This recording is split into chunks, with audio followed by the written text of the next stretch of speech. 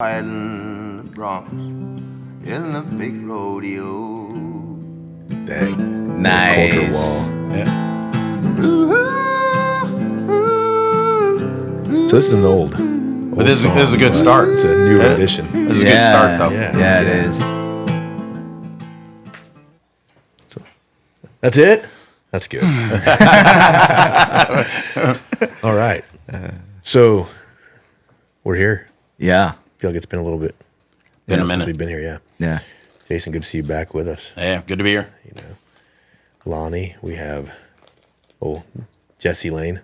Yeah. What's Is that happening, Levi guys? Garrett? Some Levi Garrett. I'm going to tell you a story about that stuff. So I was probably 14, 15 years old, and chewed Copenhagen for the first time and tried to puke my guts out. I couldn't puke. I just dry heaved for about, a day, right? I was like, I'm never doing this shit again, Next day I was chewing Copenhagen. No big deal. And then a buddy of mine's like, hey, man, you got to try this Levi Garrett, You don't have to spit. You can just swallow it. Oh, it's like candy. It's candy. Like the Sandlot. I know, that's what I was thinking of. Exactly. Big old, well, it tastes good, kind of sweet.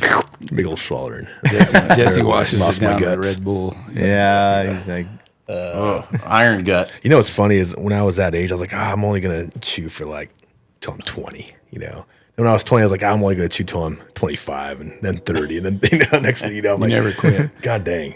Yeah. I don't know. Probably why I don't get sick, though. Yeah, I think it's my thing too. I don't get sick from anything. Yeah. No flu shots, no COVID shots. I'm good. There you go. Yeah. You got it right there in the bag. Yeah, that's my cure. Red Bull and Levi Garrett. Yeah. This is not a health podcast. those are FDA approved. Yeah. Yeah, I think they are somewhere on there. You can read it. You find Unlike it the where vaccination. They can sell them. Yeah, exactly. Lani, you had a heck of a weekend talking Yeah, about I did. that stuff, right? I did. Yeah, I went down to that Free and the Brave conference, Yeah. and it was phenomenal. So much info, amazing speakers. What was the one takeaway?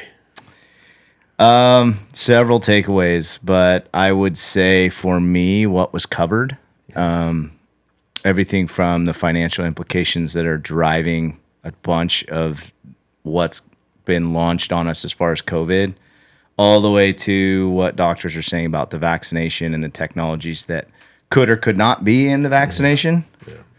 Don't get the vaccination. Don't get it. Don't get it. There's naturopaths that have done 400-page papers that tell you here's a natural remedy that worked for 100% of patients and that were hospitalized. And so there's a lot of information that needs to be sifted through. And I think people have done it. He did 400-page paper. It's like that guy went through it. It's not just a concept that he came up with. And so that was the biggest takeaway. It's like it's a trial period, if nothing else. So just hold off. This is the pandemic guy, correct? Yeah, it was the pandemic guy, David E. Martin, and I spent like 5 hours with him. Nice. And that was incredible. But he also did a speech, and then there was other speakers, doctors, and It'd be cool to get him so on. forth. Yeah, I think we should. Pick his brain a little He'll bit. remote in anytime. Yeah. Like he is all for this and had an amazing life story. And if you look him up, you see him on shows where he's talking about.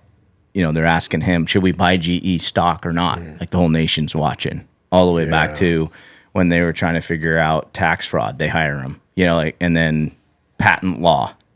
He ends up at congressional hearings, and he's got this whole At a young age. crazy young age. So he's been doing this forever. Did I hear you say that at 6 years old he went to Stanford? Yeah, pretty wild life story where he is Decode basically, Computers or something crazy. he has an incredible background, and I think he's one of those guys. The more I learn about him, that he might spend 1 to 5 years doing something that would take us 40 years to figure out. That's why he can talk to so many different points and has such an interesting perspective. But he brings it all right back down to home, where take care of your family, grow your own food, have your own land, have your own space. It gets back to the basics. So you have all this complexity, right? What do I do? What do I do with all this complexity? Well, I'll hold off on the vaccine.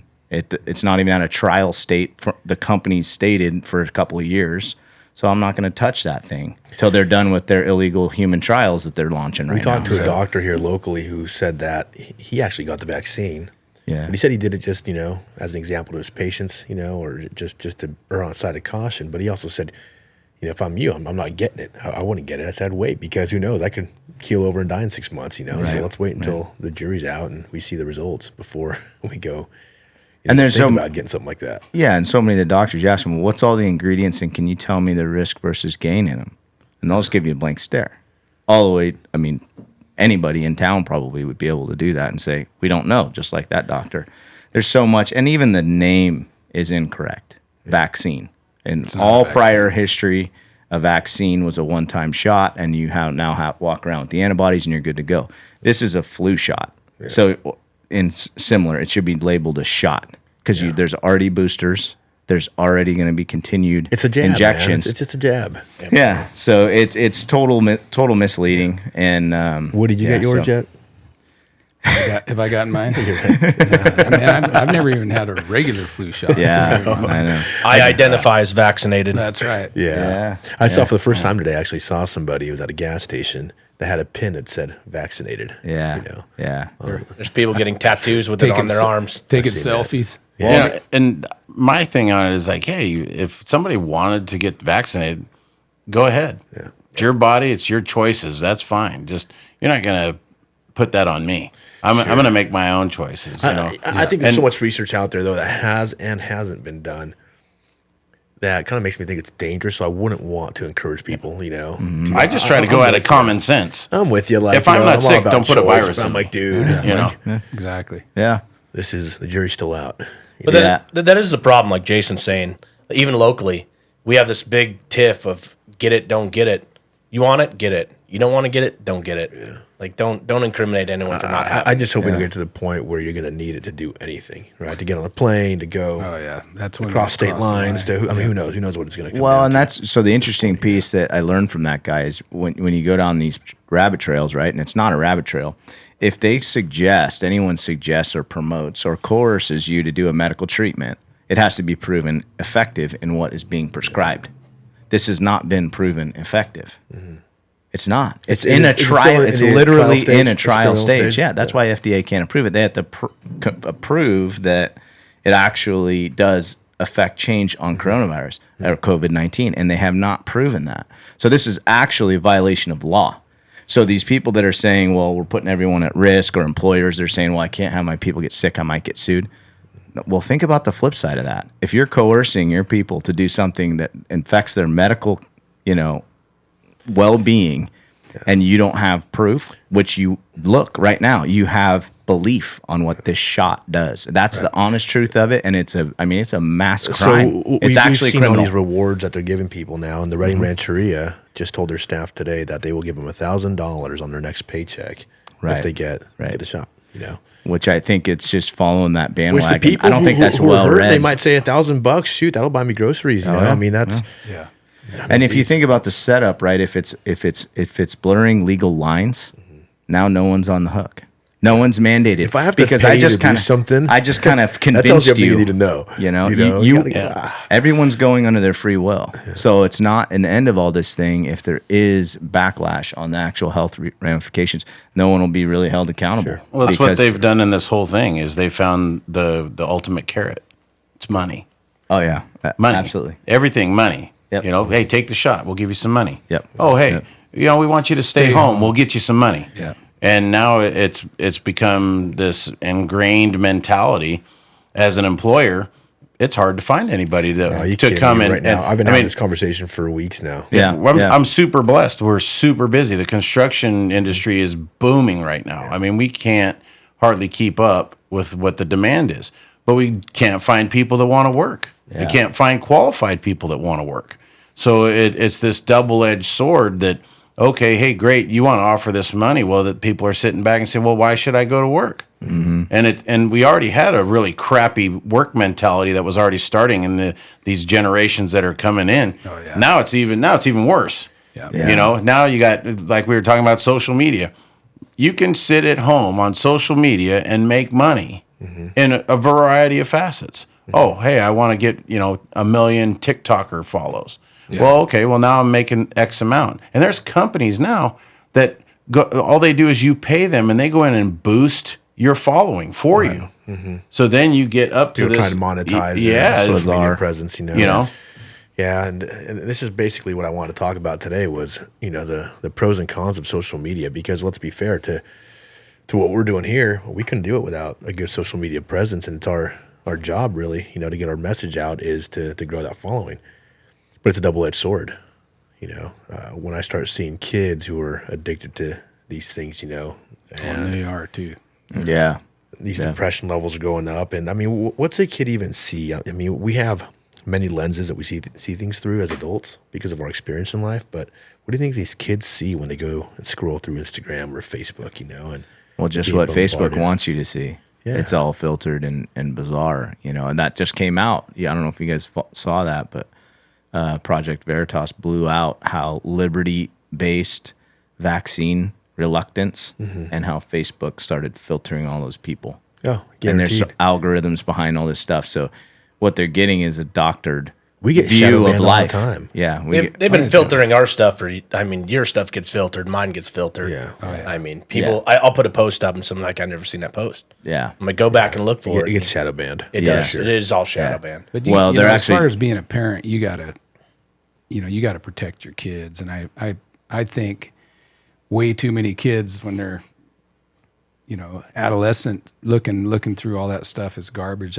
We were pretty strict on my kids. They didn't even get a phone till they were in high school, and then it didn't even have internet. It was later on, and then even when they left for college, we made them still plug their phones in the kitchen at night because what does a high school kid need with their phone in their Right, bedroom all night right. long? The You know problem what I is mean? that they're indoctrinating our kids. They are. With everything they're showing our kids on social media, what's acceptable on TV, Right. They're social normalizing media. things. They are normalizing. Masks. Oh, yeah, Well, absolutely. With all the cell phones in my own home with my kids, it wasn't a popular decision for my kids, but I put a house phone in, and I told them, hey, if your friends want to call, they can call the house phone. Do you even make those anymore? Yeah, back in the day, our parents knew who we were hanging around. Oh, yeah. Because they'd call the house. Now kids have such autonomy you don't unless you're going through their phone every day or seeing their call logs and taking hours of your day to try and police your kids. It's so much different, And a friend of mine, his daughter just went to prom. That's the big difference. I look back at my senior prom. I looked how girls dressed, the makeup and everything else. I mean, Allie's a beautiful little girl, but there was a woman that walked into the driveway. Yeah. And you start thinking about this stuff and how fast kids are growing up and what they're introduced to because of social media. At younger ages. Yeah, cable TV, video games, all of it. Yeah, we You know, would what never they're allow our teaching in children to school. go out into the street and just meet random strangers ever. Right? We wouldn't be like, I just go out, for a few hours, just go meet random strangers out, out in town. But they have access to millions of strangers, and millions of strangers have access to them. Strangers have access to our children, and that's what scares me. Is unless you know how to work the proper filters. But even with that, with fake accounts, and we'll talk about fake accounts here, Jesse. Coming up, but you can sneak your way into whatever you want to sneak your way into. You can get past these filters if you just spend a little bit of time doing it. And so we have a rule in our house. Kids aren't allowed to be in their rooms with their phones. Just like this. Yeah. I mean, I don't like it. I worry, about people because it's not like the guy in the van, who says, hey, get in the van, or you want some candy. It's not that guy, right? It's the guy who just starts to befriend them, and says, Right. hey, I know your mom, I know your dad, or, whatever. We had a gal that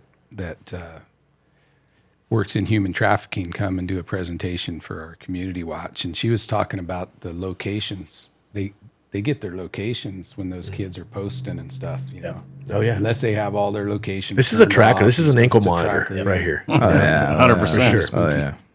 We've done probably 10 or 12 different little jobs with Children of the Night and different other nonprofits where same thing. A girl, 15, 16, 17-year-old girl, usually stalked in Sacramento. They get on their phones. They meet this guy. He's 17. The girl goes and meets him at the mall. Ends up being 22, 23, 25-year-old guy.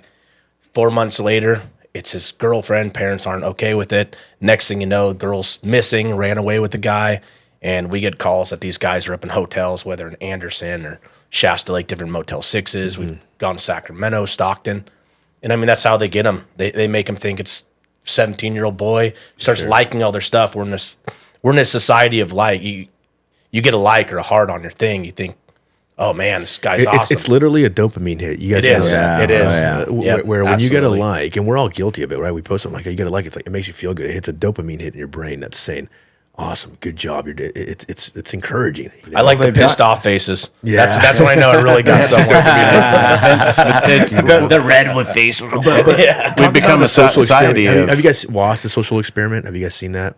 I've seen Social Dilemma, not Experiment. Social Dilemma. Is that the one you're talking Social about? Dilemma, It's spooky for sure if you watch it. Yeah. That's the one. Yeah. Okay. My I daughter thought there was might like, be another Dad, one. you gotta watch this, you know. And I was like, all right, I'll watch it. And I was appalled and surprised. Yeah. You know, I mean, they're watching every single human pattern can be tracked through our social media. Well, and that's the value piece behind all of it. It's a data grab.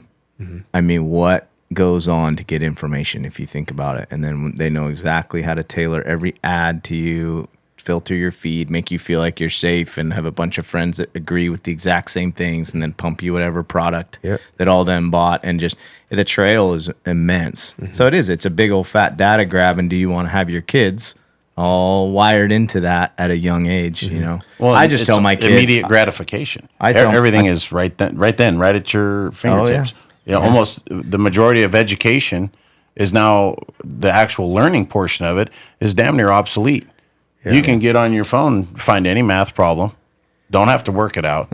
Any historical thing, Right. You know, and that's where these kids, it's well, I want that. I don't want to wait. I don't want to work hard for something. I want that immediate gratification, and that's what these phones and everything else are doing. But I also think ridiculous. that, you know, if you're able to master this, you know, if you're able to put the right filters on your life to master this thing right here, this phone, I mean, you can be whatever you want.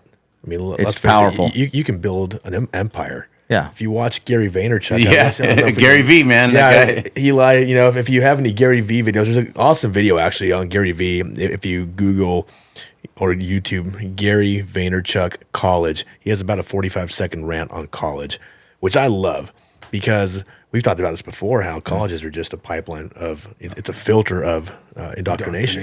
Brainwashing I asked now. that guy who was a genius, you know, and he didn't even really go to formal school. He just wrote, I'm going to get my PhD and write my doctorate about human emotion and frequency So he didn't go to school. matching an MRI machine. That's what he wrote his doctorate in. And he's like, yeah, I wrote the formula for that. And I'm sitting there looking at him like, okay, So does he I don't have any the- idea. I don't know what to does he say to have a that, doctorate? right? Like, does somebody give him an honorary doctorate? But I asked him about school. Yeah. Was what was interesting, and he said, "Ask any sixth grader what they're going to do when they're done with school and what Yeah. they're going to school for, and it probably won't exist at the rate technology's going." Like you're saying, I mean, so many things are. I think this is a good one too, obsolete. but this isn't it. It's just about a 45-second rant. If you just put college, if you scroll down, it's pretty cool that we can do. No, that's not it. I've seen this one too, but it's just a short one. Right there, college. That's it, right there. If you are watching this and you are collecting debt to go to college to be a business person, quit. Other than the jobs, lawyers, doctors. I know the cliche shit, but I'm talking business, and you're not watching this for lawyer shit.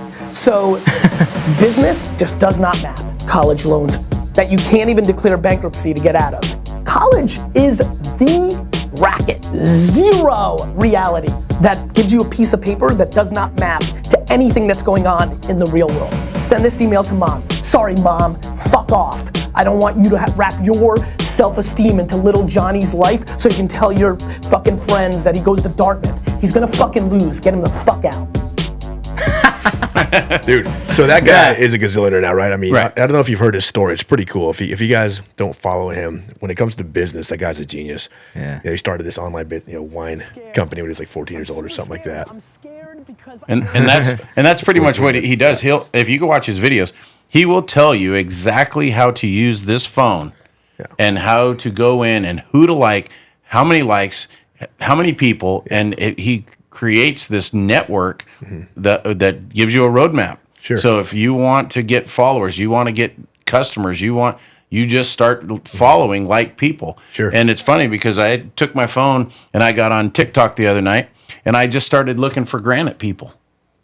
Just guys that do granite. Yeah. And they're on there. There's videos on there. I started posting a few. Next thing you know, I'm getting followers in my same field.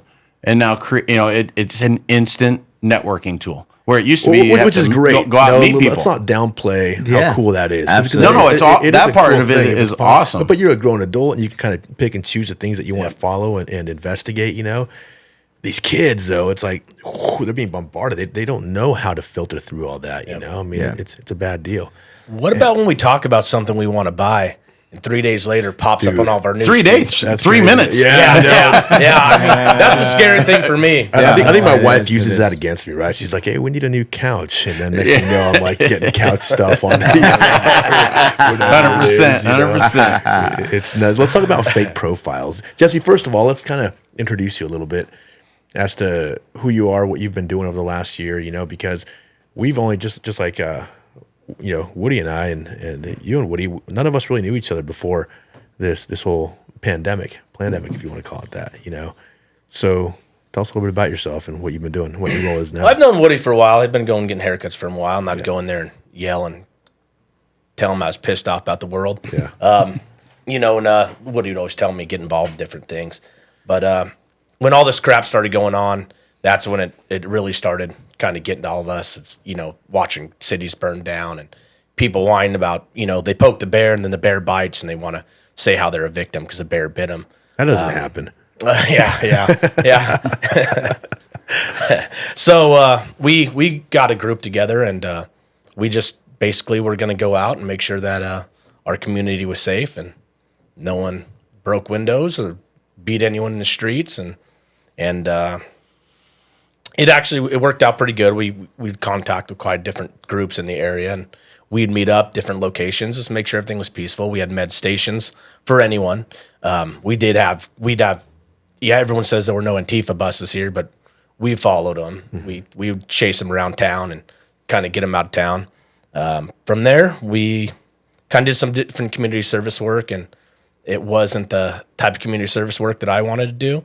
Mm-hmm. So I kind of branched off from that group, and we got another group together, about 90 guys, and we kind of do community service work that goes bump in the night. Yeah. And are you able to tell us anything about that, or? Yeah, and I kind of alluded. We work with two different nonprofit organizations where they'll kind of tip us off if they're not getting cooperation from different law enforcements or the law enforcement isn't taking the threat they have as serious as they should. We go and we help them get exploited children out of situations that they shouldn't be in. We got a couple different motorcycle groups that work with us. Sure. Now, some people might say, "Man, this sounds like vigilante justice," you know, which I'm not against necessarily. But you know, and I'm not either. Believe me, I wish it was vigilante justice half the time, but most of the time it's just trying to get someone into arms of someone safe, whether it's a family member, one of these people that are trained, the therapist or whoever else, to relocate and get these kids back to their families. you realize somebody's going to watch this and say that we're threatening violence, right? because of this. You know, because you're helping children get back into a safe place. You know, people don't understand the good that people like you do. You know, that they see this threat of violence, and we talked about this quite a bit the other day, Woody. You know, now people see this threat of violence, and they automatically assume that you want to use that violence for bad. But how do you use violence or the threat of violence for good? You know, because there's bad people out there, there's bad guys out there. These people that want to talk to our kids, that would love to, you know, have our kids in these sex trafficking rings that are going on, and we're blind and dumb to think that's not happening. You know, we have them here. Women who are being abused. You know, I mean. Sci-5 corridor is big. It's huge. It's from Sacramento to Washington. I mean, there's a lot of stops here. We were getting involved quite a bit, and then we were actually kind of tipped off to back up a little bit and stop some of the stuff we were doing. So we've kind of backed up unless it's actually to go and help relocate the child. Gotcha. Different things. I mean, there's stuff that you know, we've been called by people. Kid's been kidnapped by ex-husband, and they go to get the kid, and ex-husband beats her up, things like that. And we've been situations where minors have been. Wouldn't somebody say, "Well, you should call the cops, get the cops involved"? You know, before we take anything, we actually go through everything. We want to see cases. We want to see what it is, because last thing we want to do is get in a situation where we shouldn't be in because it's just someone, you know, telling us a situation that isn't a real situation. We do pick and choose on a lot of different things, what we want to get involved with if law enforcement has been contacted. Mm-hmm. And there's been a couple times we've worked alongside with law enforcement. Yeah. Not here in this area. This area generally, you know, there is a law enforcement a little south of this town that they have a good program, and they've actually done a lot of good with getting kids out of these situations that they're in. That's great. You know, law enforcement seems to so often just be reactive, right? I mean, there are so many calls coming in that they don't have the time to really go out and exploit these kinds of things, And there's task forces and there's people that are dedicated to these kinds of things, But for the most part, you've been in law enforcement, you're always reactive. Yeah, well, unfortunately, I was not reactive. The highway patrol is predominantly proactive.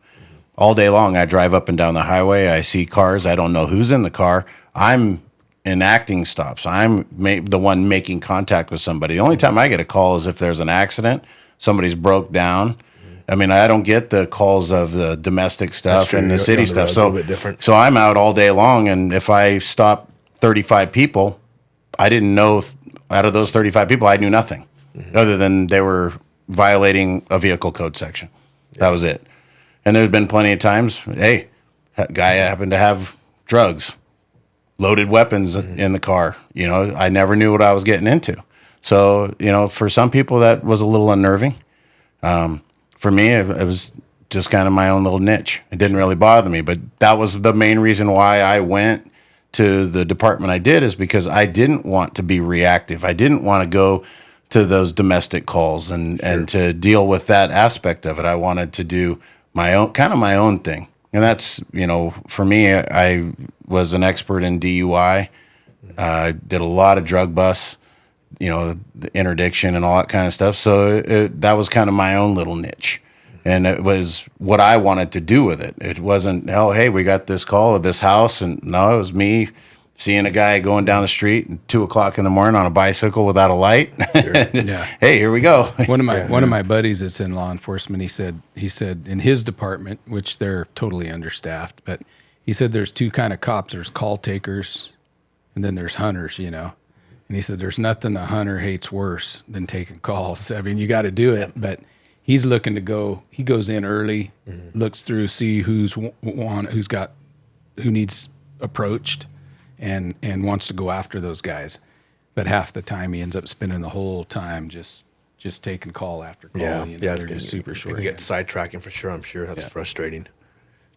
Yeah, no, and it's we got involved with some things we probably shouldn't have in the very beginning. We were kind of new at everything, and there's meth house selling heroin or whatever to 16-year-old kids, and we've kind of went and put to scaring people and kind of realized that really wasn't our spot. It wasn't something we should do, although the people around them appreciated it. Sure, but yeah, it's my thing is kids, and if someone wants to say you want the threatening violence. When it comes to kid, damn right. Yeah. You want to harm a kid in any way, then I will say it right here, clear as can be. I will threaten violence. Sure. Yeah. That's my moral compass. And this is a conversation worth having, right? Because the word violence denotes that you're doing something bad against somebody else, right? Or that you're infringing on the peace of society or whatever, But I think violence is a tool, and it's a good tool. But violence without morality is bad, right? Oh, 100%. Absolutely. Violence with morality. And listen, people are going to listen to this. I can already see the social media warriors, commenting on this, But I'm telling you, that violence with morality, there is righteous violence, right? I mean, and I think that's important. And Woody, that's a big part of who you are. Yeah. Chris Kyle, remember in his book, he said, I forget if it was his dad that said it or a quote from him, but he said, contrary to what your mama says, violence does solve problems sometimes, And sometimes that's fighting solves things. It does. Well, and that's the way that things used to be. And not that I promote fighting or the violence, but you didn't get to say anything you wanted to say to somebody before social media. Yeah, so now there's that was right on cue, Jason. Yeah, you know what I mean. It's like, hey, there's all these little memes that come out, and they're like, hey, don't let your keyboard sign off more than your teeth can handle. And don't let your Facebook self, let your real self get your ass whipped or something.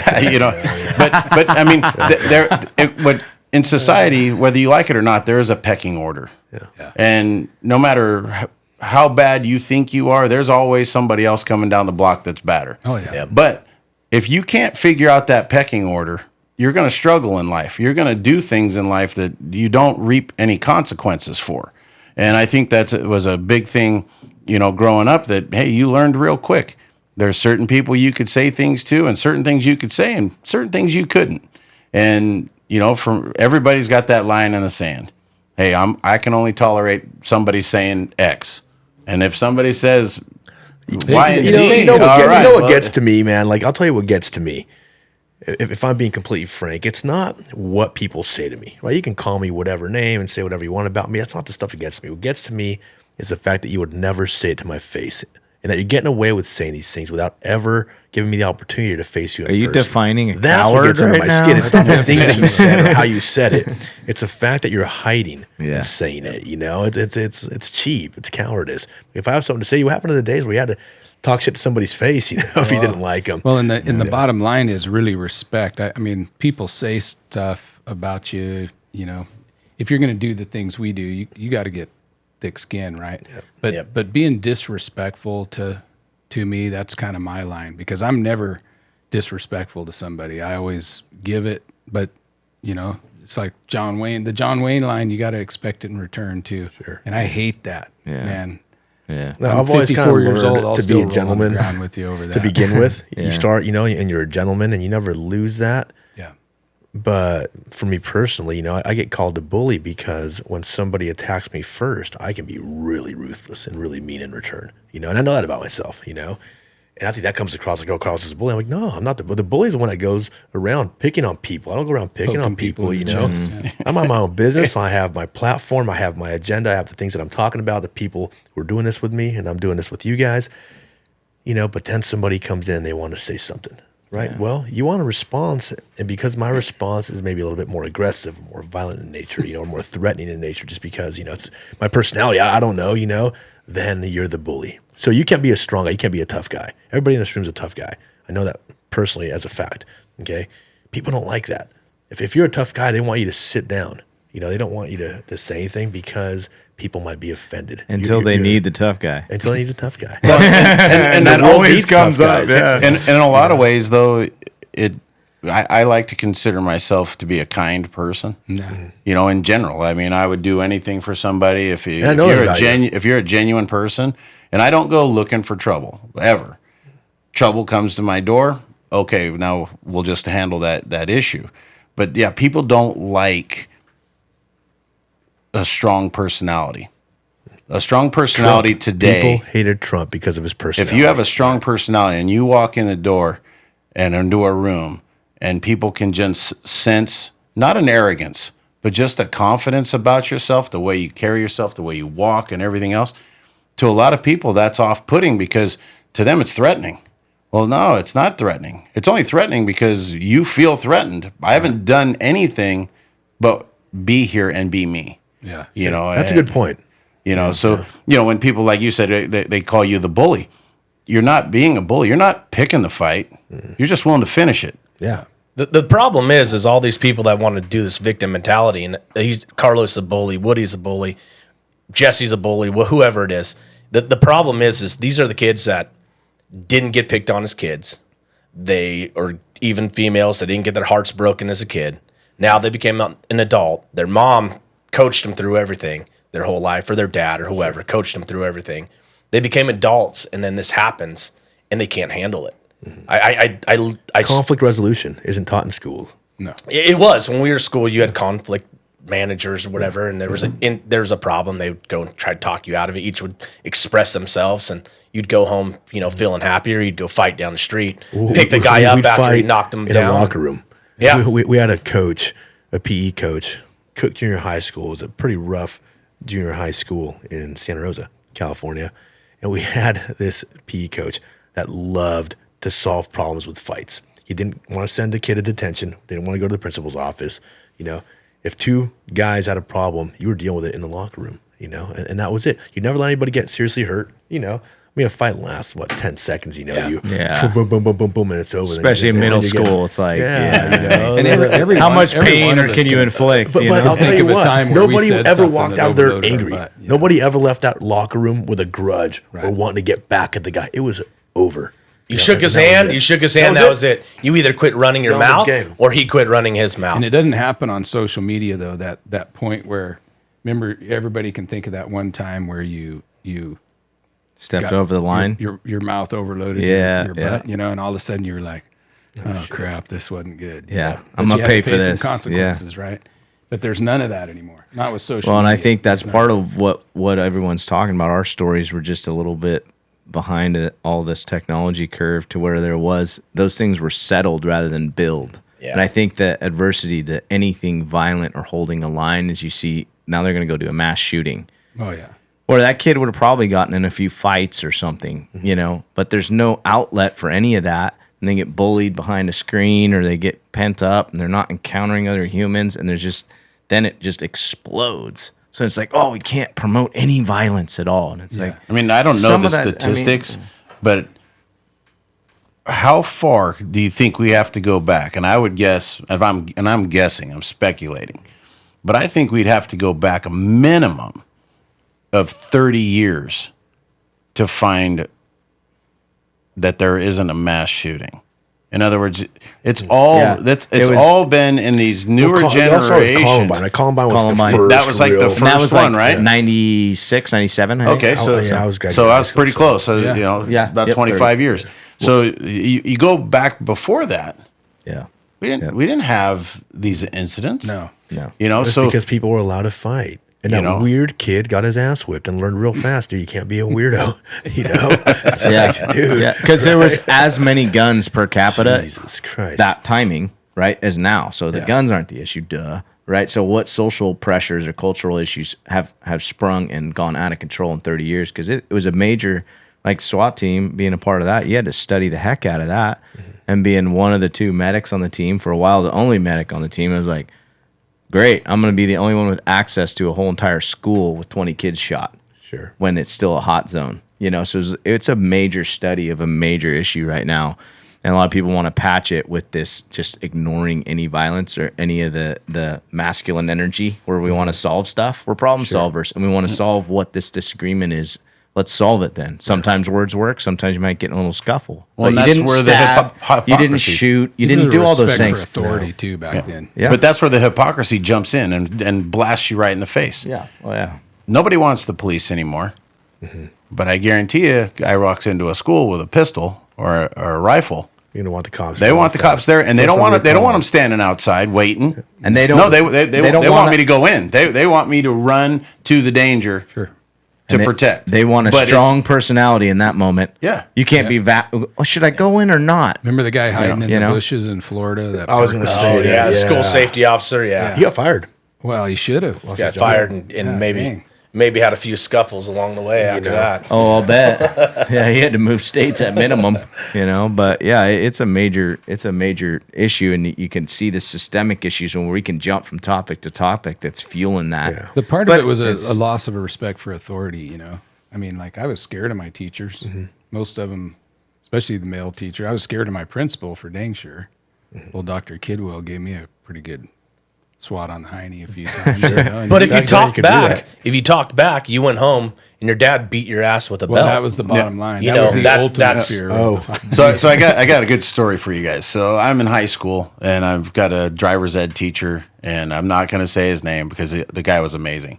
And there was also the sex education teacher. And so my senior year, I was a teacher's aide. And this is like the difference between like my kids growing up and me. So every day I would go to the student store and I'd grab a couple donuts for him and me. I'd come up into class. And it was just me and him. He didn't really even have a class. It was just he and I. It was a bogus period, basically, for credits. So I'd walk in one day that I didn't have donuts. Well, he happened to be also a black belt karate instructor at one of the schools in town. He's like, "Where's the donuts?" And I'm like, "They were out, man." Blam! He blasted me right in the chest and it blew all my books out of my hands and everything. I mean, I went back like 3 feet. I'm like, "What the hell?" And he's like, "Don't ever come back empty-handed." Jeez. And I didn't go home and tell my parents and be like, "Oh, the teacher hit me today," and this and that. Nope. I knew he wasn't trying to hurt me. Right. It was one of those male growing moments that he wasn't trying to take my character away. He wasn't trying to demean me. It was just he was just proving a little point like, "Hey, don't come in empty-handed," but that's the difference today. If that happened today, guaranteed the majority of kids are coming home going, "Hey, this is what happened today." And to me, it wasn't something that was wrong. You know, I didn't look at it that way. I was like, I love this teacher, and he was awesome, and I knew where I was going. You know, so Yeah, no, I had a And he similar brought donuts experience in the high next day, school too. where I talked back to somebody or said some stupid shit to somebody at a McDonald's across the street from our high school, Santa Rosa High. And I thought I was being funny, you know, with my friends or whatever, mouth off to somebody. And the guy took my head. He said, come over here. And I was brave enough, you know, thought I was funny enough to walk up to him. Guy by the back of the head and boom, split my head over the railing inside of McDonald's, you know. In that moment, I didn't think I'm going to go tell my mom or dad or call the police. I was like, dude, I'm going to go wash myself off. I'm going to get out of here. I was embarrassed, you know. And the last thing I ever wanted to do was go tell my parents what just happened, you know. But that's a different mentality back then. Now these kids would be like recording it, first of all, right? Calling their parents, calling the cops, calling the school counselors, getting everybody involved. It'd be a mess. I mean, that guy would be in prison, you know. And It's probably good for you though. I've said over and over again that if I knew who that guy was, if I could somehow figure out who that guy was and go back in time, I would send that guy a Christmas card every year telling him, thank you. You know, thanks for teaching me a lesson, you know.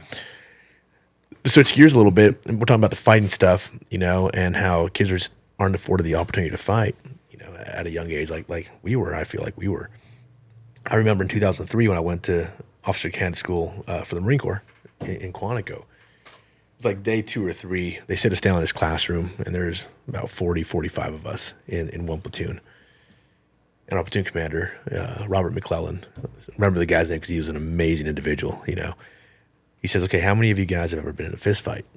You know, this is 2003, you know. You take 40 to 45 guys between the age of 22 and 27, you know. You figure everybody raised their hand. There was 2 of us that raised our hand, me and one other guy. He said, you guys are going to be okay. The rest of you guys better figure out where the fuck you are, you know.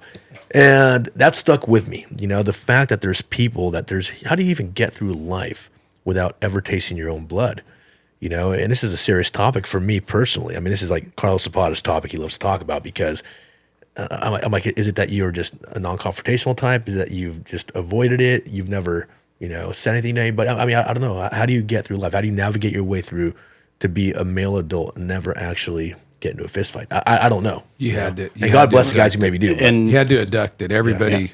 at in one '96 when I went through the Highway Patrol Academy, my class was the largest in history, 225 guys and ladies. And same thing, they make you wrestle and they make you fight while you're in the academy. And when we got to the fighting portion, there was 3 out of 225 of us that actually had been in a fight. Yeah. Everybody else had never had that kind of confrontation. Yeah. And you know, it was a Now, big. do you think that's by design? I mean, let's talk about this. Let's get a little bit conspiracy theory here, right? like, is this like part of the, you know? I think it grows exponentially. Yeah. I think that is one of the most uncomfortable moments to cross that threshold. If I think back to some of my first fights, I was either blinded with anger or I was like, oh boy, it's going, you know, and it's highly uncomfortable and you don't know the outcome. I mean, it's one of the most wild things you're going to do. But when you take those numbers and you have the majority, then the majority doesn't want anyone else to experience that because they haven't felt that discomfort, and then it just grows and it goes rampant, you know. And I'm not suggesting violence here, but I am saying like that. I think is one of the ways you end up But can it perpetuating. be controlled to actually benefit society, you know? Oh, absolutely. And you said a word, anger. Yeah. And you used this word. You said the other day, Woody, you said we need to remind people why we're angry. Because people think we're crazy, right? Oh, you guys are crazy. You guys are on this crazy mission, you know, to take back your county, to recall supervisors, blah, blah, blah, blah. Why are you so angry? Well, let me remind you why I'm angry. And anger, again, like violence, you're told you're a bad person. If you're an angry person, well, they have anger management classes, right? I mean, which some people should probably go I to. graduated from one of those ones. Congratulations. Thank you. You know, Yeah. but that begs the question. So you've made it your whole life without ever being angry enough to fight for something, Right. or you never stood up. Most of the fights I got in were either standing up for myself or for somebody else. You know, Right. Right. I mean, I'll never yeah, me forget, too. It was you know, standing up for people. God, Yeah. my friend Daniel Allen, we were in 6th grade, and he was fifth grade, and he was getting his ass whipped down to play God, just getting thrown around by this kid who was in 6th grade. And I remember, I mean, I knew I was going to get whipped. I knew it. I was like, oh, here we go, you know. But I went over and I kind of pushed him. I was like, hey, leave my friend alone, and got my ass whipped, you know. But I never regretted it. I was like, You dude, you lived. learned early on that it felt good. You know, that ass whipping didn't feel as bad as I would have felt had I not stood up for my friend, you know? Yeah. Well, and it goes down to like the activities that you did as a kid. You know, that's why I tell coaching football, you know, it's not just aggression, it's controlled aggression. Right. It's controlled anger. That, you know, if we just had guys flying off the handle all day, you know, it'd be all kinds of cheap shots and that kind of stuff. But to have controlled aggression is one of the most euphoric feelings you can have. That's a great thing about martial arts too. You know, 100%. I always just was in a berserker rage when I fought when I was a kid. You know, but as Yeah. you get older, and if you can get into some martial arts and stuff and learn how to control it, then you're gonna And you're gonna control a berserker. and formats like that are time forever. Yeah. Forever in our history of as human beings. That Well, I mean, it's there's mastery always of been a yourself. format of that, and I think that it was funny because when you were saying that, it's like, wow, that'd be an easy person to control. No one that is so passionate that they had to get pissed, Sure. or get in a fight over it, or want to stand up for justice and go for someone and put themselves at risk. That's a passionate person. Well, that's not an easy person to control. No. Yeah. So if it is a control and just kind of keep you over here and happy motive that we're seeing more and more, well, that plays to it. So let's just perpetuate that. Because if I get a guy that's willing to walk in the room like you, man, I'm not going to get the upper hand on, you know, I can't control that guy. Oh, no, I'm threatened. But But why are it's you never trying to the control guy. him? Just live your life. It's never the guy like people sitting at this table who have had to face that moment in time, right? In history where we're like, oh, shoot, do I flee or do I fight? You know, fight or flight, right? Right. And listen, sometimes you should walk away from a fight. There's times where you should de-escalate it. You can probably talk your way out of it. You can probably, you know, hey, listen. That's you different. know, That's different than fleeing. Yeah, yeah, That's of way course. different. Yeah. But when you're faced with that decision of whether it's right to stand up and fight or whether it's right to go home and not fight, I mean, that's a decision you have to make. To me, I err on the side of, you know what, I cannot look in the mirror at the end of the night if I feel like I got punked, if I feel like somebody got the better of me. I mean, that's just me, right? I'm call it ego, call it whatever, but that keeps me awake at night. Okay. But this is what creates people who can get online, they can say whatever because they've never had to face that moment. They've never been faced with somebody who was actually going to physically harm them if they said the wrong thing at that moment. Right. You know? Right. And we're facing this now, and this is why, God, we've had over the last 2 weeks here in our county, we've had a story blown up to the point where it's been in the LA Times over a confrontation that I had with another man, grown man. A confrontation that should have been over in that instant and been done with and never talked about again. But it's been picked up by the media. It's been picked up by people on social media, people that weren't there who are recounting their version of the story where they have no idea what they're talking about. You know, that's another thing, you know, we could go off on is people recounting things that actually never happened with no recourse, with no, you know, No, they don't care about the facts. no consequence. They don't care about what truth is. But they're all experts. Oh, can I? Oh, if I can just, you know, if like the old thing we do when we were kids, and I tell Woody something, and it goes around the room. By the time it got back to me, Telephonic game or it was whatever. completely different story. And they don't. And nowadays they don't care. Hey, as long as I'm getting it out there, as long Let's as set I'm something straight. I mean, this is kind of entertainment, I guess, you know, for those watching who have heard of the story. There's a glass of water in front of me. I did this motion with the glass, you know. I knew where that glass was going, right? I mean, shoot, get away from me, right? Hey, get the hell away from me. You stand in front of me. Things that you've said on social media, whatnot, you know how I feel about that. You know I don't like it. Shoo, get out of here. There was literally a guy who was there at the bar who told the police that I grabbed a glass, threw it across the room, and hit him in the head, and the glass shattered on his head. I go, how do you go from a glass spilling, the glass broke, you know, and it spilled water, to he grabbed it, he threw it at his head, and the glass broke on his head. How do you get to that point? You know, is it just delusion? Well, they have an is it agenda. narrative? Yeah. Is it an agenda? They got an You know, agenda. Yeah. An agenda. There you And, go. I mean, what happened to the movies in the 50s where the guy would get pissed off and he'd smack everything off the table? You know this Sure. one. Well, slam your hand on the table and say something to someone and get your geez. point across. Now that's turned into like you're trying to threaten someone. It's like, no, quit with this threat shit. Quit with your narrative, with If your you agenda. never said anything about me, there'd be no confrontation. Absolutely. I wouldn't know who you were. I'd probably say hi to you, ask you how your day was going, you know. But you can't expect to say whatever you want right here And we're and all see me in person and have me not say something. it's not gonna wrong, and then we all get duped. How does it go viral? Because all of a sudden it's popular, right? And all they want is your eyes to flash that next ad. happen. Sure. It's not some big weird thing going on. How is this happening? Well, Facebook collects money off ads. Sure. As soon as something juicy starts going, they're going to pump it and use it to pump Nike Engagement. ads, earbud ads. I mean, whatever. They just want your eyes on that screen. So I've actually made it a practice. Like if I see something that is doing that and it's just trolly, I just shut it off immediately. Yeah. And it's a kind of self-filter because it's like It's hard just not toxic. to engage. And I'd rather not engage. It is hard. And I'm getting better at not engaging, mostly because I get kicked off or I can't engage, But I've gotten better at it. But I tell myself, and everybody knows this about me, that if I see you in person, I'm not gonna run up and punch you and hit you and start a fight, but I'm gonna say something about it. We're gonna have a confrontation, I'm gonna check you on it. Yeah. Hey, and I'll give you the opportunity. Let's call it that. I'll give you the opportunity to say it in person. There's also no cool down period. People read something, comment. Yeah. It's like if you'd have heard something and it was about such and such, or they said that about you, you'd have to wait till class was over, go find them, whatever. And then the fight builds till you leave. After school, they're meeting at the whatever, something park, and they're going to duke it out. And then how many of those fizzled out? Because you had a little bit of downtime to go, what am I doing? Well, There's no I've deleted downtime. stuff. I've deleted stuff because shit, I was really hot at that point. Yeah. Whatever. Yeah. Let's do it. What do we got? The this Shasta from County man episode says 3? he was attacked by some members of the Red, White, and Blueprint group advocating for a recall of 3 Shasta County supervisors for posting parodies online. This is a problem. I don't think they should be able to just bully 3 of our supervisors into quitting, But he says it led to Carlos Zapata showing up at the restaurant where he was working Tuesday night. He says Zapata threw a drink on him, and then a few minutes later came around behind the restaurant and stepped back while a female friend pulled Blaze by the shirt so another man could punch him. Zapata wasn't available to go on camera. I spoke with him on the phone. He said he splashed a drink on Blaze when he knocked a glass, but this whole thing is an overblown minor incident. Saying about Blaze, he's an instigator and agitator. He makes it a hobby to instigate. We asked him to stop. This is being blown out of proportion by a person with an agenda.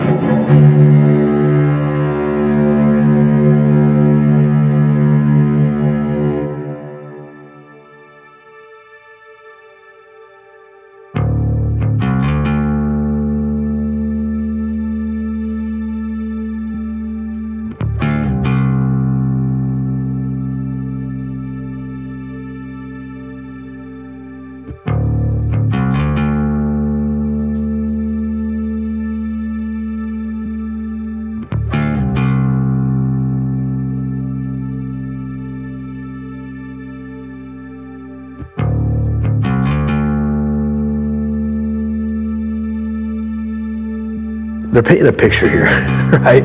Like with these terrorists, these insurrectionists, and all of a sudden, there's this villain, Carlos Zapata, who attacked this poor, innocent boy, Nathan Blaze, Record Searchlight reached out, David Benda, who's probably the second worst reporter in town next to Donnie Chamberlain, and then Mike Mangus reached out to me. They wanted to talk about the incident. My answer was like, what do you guys want to talk about? So either I live in like some weird universe where I'm completely naive to how stupid people are, or I don't know. I mean, at this point, I'm like so almost disturbed by the news cycle, and the rumor mill. I don't get it. Like Modi gets involved after. Well, I don't get it. It's funny because we watched this. We watched this. The RPD, Reading Police Department, said they did their investigation.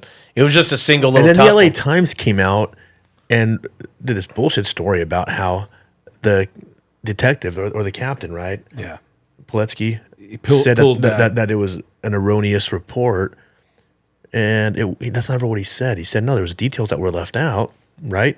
That people don't need to know, public doesn't need to know because it's an investigation. But this is our report, But there's nothing in there that was untrue or. Oh God! And these people were celebrating like they just won the Super Bowl, But now these people now are trying to figure out how to essentially do the same thing. They don't agree with the police report, with the investigation. So now they're reaching out to the Record Searchlight to ask how they go about opposing what the investigation was from RPD. So essentially, you don't like what the RPD said. So now you want to know the legal ramifications from a news source of what you could do to the police department. LAPD is some sort of fucking authority on what actually happened. Oh, hey, by the way, you did something to me supposedly, and I'm trying to get you in trouble, but the people that I called to inform that you did something That I want to defund. now said you didn't do that to me, and now I want to bitch and complain. Well, but that's the caveat to this whole thing is, so they're opposing them. So now they want to go against RPD and say they need to get rid of these people in RPD. Now they want Isn't that RPD the same thing investigated that and- the recall's doing against board of supervisors that they think Boom. are not suiting their best needs? So they're opposing us for saying we need to get rid of these 3 board of supervisors because they haven't met the needs of the community. Sure. Right.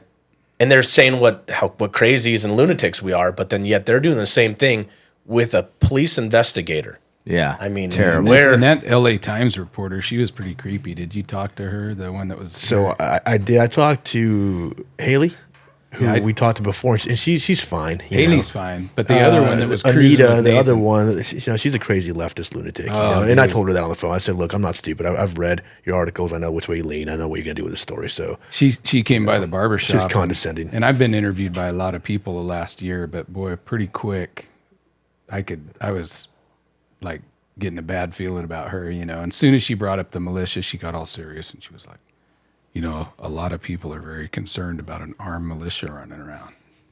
And I was like, oh, really? You just hung out for 2 days with an Antifa member that went to Portland and Seattle and participated in all that. As far as I know, BLM and Antifa have burned 270 cities across the country. How many militias have burned a city? Absolutely. Or started any violence around the country? Can you name a time? But see, they don't care about facts. No. They have an agenda they're pushing. Yeah. Yeah. They'll just spin it to what they want to spin it to. Yeah. I know people were asking me, what's going on with that? I'm like, nothing. It's nothing. Just quit. And they'd be like, non-story. because I would have nothing for. I'm like, it's nothing. It's literally nothing. If I feed into this in any way, it just perpetuates their BS. And I didn't even want to touch it. I was like, nope. There's nothing. I'm gonna talk to my buddy, make sure he's good, and be done with it. There's still a percentage of people, though. I think for the most part, most people don't trust the media, and especially our local media is terrible here. Yeah. And it's terrible nationwide too. But there's still a percentage of people that were calling me or stopping by and was like, "What did Carlos do?" People that should know better. Yeah. It's like, Right. I had people saying messages, you should have known better than to go into that restaurant where we worked. I go, I've been going in there for 2 to 3 days a week for forever. My wife and I love to go there, and we know the owner, and we know people there. It was never an issue that he worked there. I never went there looking for him, and he says I was. He says I went there and looked for him. And it's the nothing same- Could be further from the truth. If I'm looking for you, dude, it's not at your place of work, and it's not with my wife. Just know that. Yeah. So- come on. But and it's just the same old. Now it's a great distraction. That's all it was. Now, right? We're gonna look back. What happened during the recall in this time? What did Modi do in the background? All we're talking about Modi is was the worst. Did Carlos actually hit him or not, or what happened? We saw It's what Modi who did, right? cares? That's a distraction. No, Don't get I distracted. didn't see that. You didn't see what Modi did? No. So Modi even admitted to. He said it. He offered this information in the regular Searchlight article where Modi reached out to Nathan, the quote unquote victim, right? To make sure he was okay, because he was worried about him, and just, to make sure that he knew how to fill out a police report and a restraining order. Yeah. So he coached him. I don't know if it's unlawful or what code or law he broke, right? But talk Well, it's unethical, if anything. Yeah, unethical, and it looks like shit. You know? Yeah. Smoke screen though. Yeah, It was smoke screen. Modi is like my number one guy now that he's got to go before anybody. I agree. I said that a year ago. Dude, like the day that he gets recalled, I'm throwing the biggest party ever. oh yeah. Yeah. I can't wait. We can make a holiday in Shasta County, Leonard Day, from then on every year. We just have a party. Well, and if that isn't a picture of where he probably sits in the ranking, that's who he partners with and goes and talks to get help. And you've got business owners and organizers and people that are moving in the community. And he's going to go to an Antifa guy that's gone around and done pretty much what the whole nation fears to happen in their town. I wonder what And he he's goes, hey, I want to make sure you feel okay. And then actually sides with them. And the media does. He's out of his mind. I mean, just listen, silly. I have nothing against Joe Clementi. Even Mary, I think she's like a crazy old lady, but I don't despise her. Leonard, dude, that's like a villain. That's a bad dude. Like that's a guy who needs to go for a lot of reasons, and he's been getting away with shit for a lot of years. And Well, Well, just how got does it censored look by the grand jury, that he goes and he backs this guy and then ends up with egg on his face? Yeah, well, It's I love like it. I love it. really? There you go, bud. That was like you didn't 3 think that days, one through. Yeah. 3 days after You know? he got Terrible. in trouble for using emergency services to take care of his own house during the car fire. Remember? Well, and that's it. Yep. It was Yep. smoke screen. Yeah. Look Yeah. at this. I'm going to throw this out Distraction. there. Oh, and distract then you. Distraction. you guys all saw, and we got to wrap this up real soon. The press conference they had before Oh, the gosh. BOS Yeah, meeting, I right? know. Yeah. Outside to investigate us, say that we were being funded by dark money. And people were going to be really surprised when they saw where our money was coming from. I loved when John went up there and he's like, "Hey, it was me, guys. Yeah, it was me. Best I news know, over. I Here's know. my money." And just to do this, it's all smoke screens. It's all distraction.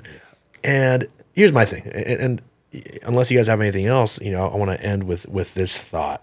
If I'm a supervisor, a sitting supervisor, and I'm being faced with a recall, my answer is go ahead and get the signatures. If you can get the signatures, I'm out. Great. That is the way our system is built. If you're so confident that you did nothing wrong and there's no reason to recall you, then the people should side with you, right? You shouldn't be able why to. are you fighting it? Yeah. Why are you fighting it? Yep. Let the people Yep. decide. They know better. Yeah. Absolutely. Well, I do have one thing that ties to that. Mary Rickard, I signed the petition to recall, and I got a certified. As a proponent, correct? Yeah, as a proponent, yeah. right? I get a certified mail letter, and it's from her attorney. That's how that's your reach to your supervisors. I have such an issue. I signed something, and as a leader and proclaimed equipped and able leader, I only hear from her attorney. You can't even call the person, the voter, the person in your so-called community Sure. and say Who you represent. who you represent. Yeah. I mean, I think that's a decent thing to ask of a leader. Absolutely. Hey, I've got 30 people so mad they're pushing this recall through. I better call them. Like, hey, what is it? And instead, it's an attorney letter. I'm meeting it's with just you. so like, bad. I'm meeting with that group. I'm trying to set something up, to Yeah. where we can have some open dialogue about things that maybe I can change, because I don't want to get recalled, but Yeah. hey, let's at least have a conversation. or Yeah. or have some fucking accountability. Yeah. That's what's missing. Is all of us in our businesses and our day-to-day life, we have accountability. If I go into somebody's house and I screw something up, the first thing I want to do is make it right. Okay, what happened? How did it go wrong? Okay, great. What can we do to make this better? What is the avenue? Open the dialogue of how do we make this a compromise where you feel like you're being taken care of, I feel like I'm taking care of you, and work it out. Yeah. The accountability has gone out the window because they feel too powerful. Yeah. The minute you feel too powerful or power over another individual, just honestly, if I felt that way about anybody, I wouldn't have accountability. Sure. I don't have to. And it really wouldn't have mattered by that point, though. Once they voted to close the county, destroy businesses, I don't care what they came and met with me about after that and wanted to talk about. Sure. I'd just be thinking, Yeah, the this crown was guy's done. unconstitutional and I want him gone. There were kids that their prom's a big deal, graduation's a big deal, scholarships for sports, like they were robbed. There's kids that were robbed. There was one whole year that was My robbed daughter's a of senior in high school. childhood. She's going to graduate in a couple of days, and, Yeah. it's like, just to have that experience taken from you for what? Yeah. And to say, oh, they're good people or whatever, was that a good leader? I just gave you an example. Yeah. Is that someone that deserves to be sitting in a seat voting on things that can change your life? Sure. They can't even make a phone call. They can't even set up a meeting.